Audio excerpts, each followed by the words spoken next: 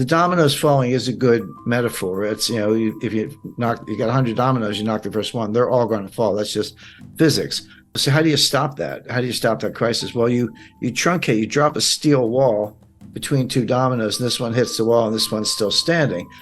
But that's the bailout. The problem is each crisis tends to get bigger than the one before, which means each bailout gets bigger than the one before. My question, are we now at the point where the needed bailout is bigger than the capacity of the central banks, that they've pulled all the rabbits out of a hat, played all their cards?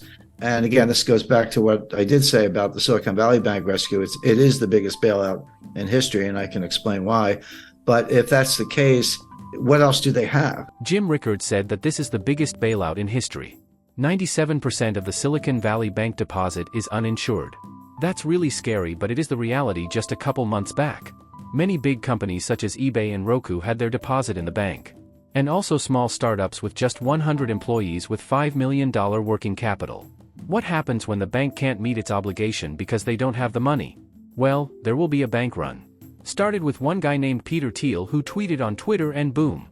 You got yourself a bank run. Back in the days, people would wait in line and crammed in the bank just to get their money back, but now we can move billions of dollars just with our iPhone. And Jim said that the next crisis will be in the dollar itself because people will lose confidence in it, so we can't bail out the dollar with the dollar itself. So what should we do? Let's hear more from Jim. So now we're dangerously close to the point where, as the crisis gets worse, it's no longer, oh, gee, let's wait for the Fed to bail it out, or let's wait for the ECB to bail it out. You get to the point, I think we're there, where you say, no, these guys actually can't stop it. And you lose confidence in the currency itself.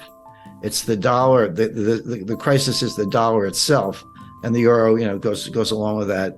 And then that's the crisis. And there's no way to bail out a dollar crisis with dollars, because you're just pumping more of what people have lost confidence in. And then, then where do you go? And there are good answers to that. We've seen it again. We've seen it all before.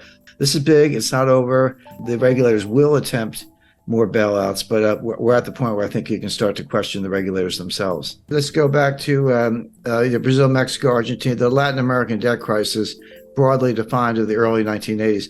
That played out, the intense phase lasted about 3 years, 82, 83, 84. It wasn't until 1990 that we got around to Brady bonds, which were the ultimate refinancing technique. But the intense period lasted about 3 years. Come forward to 1998, long-term capital management. That was about 3 months. That was July, August, September 1998. SVB was 3 days or less. It was like Wednesday, Thursday, Friday, and done. I talked to a guy. I know no reason to mention names, but runs one of the largest endowments in the world. And he said, Jim, we were moving $8 billion out of Silicon Valley Bank, and we got the wire transfer request in, but we didn't know, because you get to close business Thursday. We didn't know until Sunday that the money was going to move. We got a confirmation on Monday. We did end up moving the money, but there was about a 48-hour period there from Friday to Sunday when no one knew that the wires had been completed. The recipients didn't have them. It was just in limbo, and it worked out. One of the big crypto promoters, they had $3 billion in Silicon Valley Bank. And they talked about, all these small entrepreneurs and startups, they got 100 employees and $5 million in working capital, and that money's gone and they're all going to fail. There was something to that. But the fact is, you had Roku, Cisco, eBay. I mean, there were huge companies with multi-billion-dollar deposits in that bank. It wasn't all a bunch of little guys. So, but yeah, you can. In the old days, you had to line up around the block, and maybe it was raining. You're standing there in the rain, waiting for your turn to get up to the tower. Now you can be in line at McDonald's, with your cell phone, and just a couple hits, QR code, and boom, $10 million is gone. And what Peter Thiel did, and he was right. I mean, I'm not criticizing him. He got his own money up, but he sent out like an SOS to Silicon Valley. He said, all of you, whoever you are, get your money out now.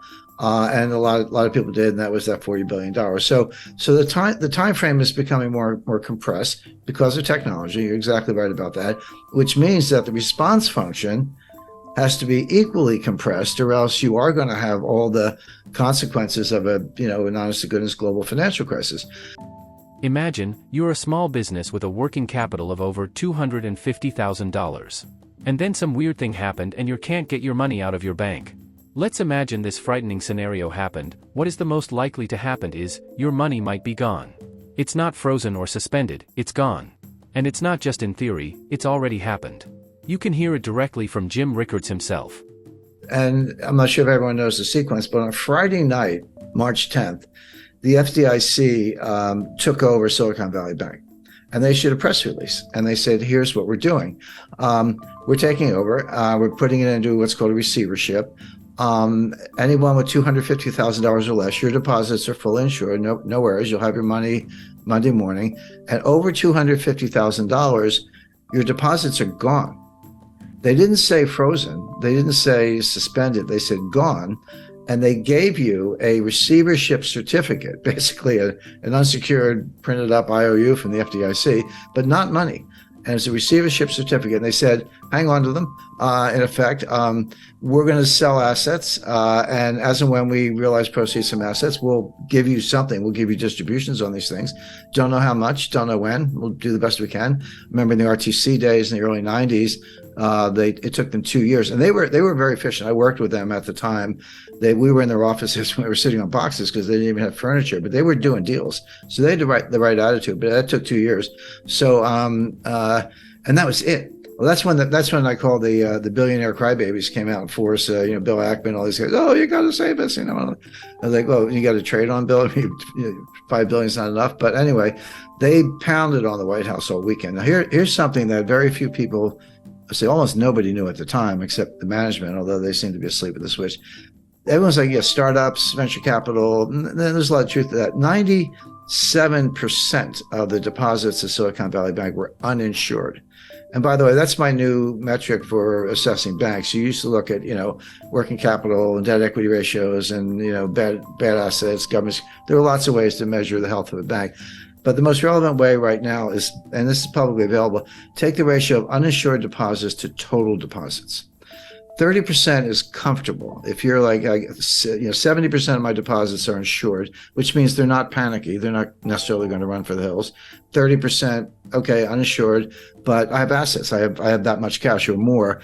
That's a comfortable ratio. When you get over 50, you're in the danger zone.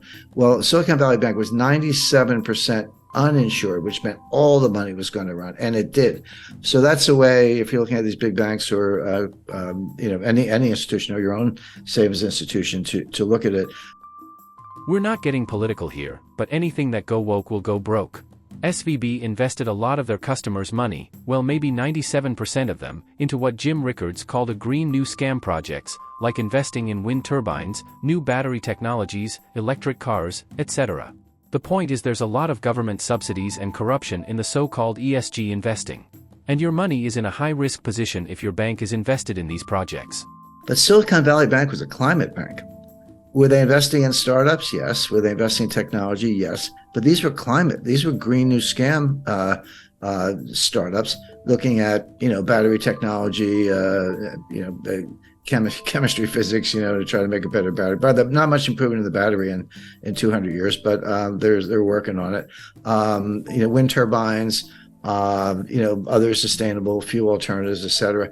Again, I'm not do that if you like, if that's your field of research, but so much as is subsidized by the government and then further subsidized by Silicon Valley Bank. And that's where the assets were. That's where the loans were by and large. And so the White House is getting hammered, not only because of entrepreneurs, job losses, and by the way, we are in an election cycle here in the United States, but from the greenies who are extremely powerful. So that was Friday night. So Saturday, everyone's crying to the White House. Sunday night at 6 o'clock. By the way, mark that on your calendar. Sunday, 6 p.m. is when they tell you what they're going to do. 6 p.m. Sunday, November 12th, they came out on, March 12th, they came out on Silicon Valley Bank. The following week, 19th, that was Credit Suisse. And then the week after that, it was something else. But they always announce the collapse on Friday and they announce the relief on Sunday. So they have the weekend to work on it. But you got to be careful about 3-day weekends. Easter, Easter's an example. But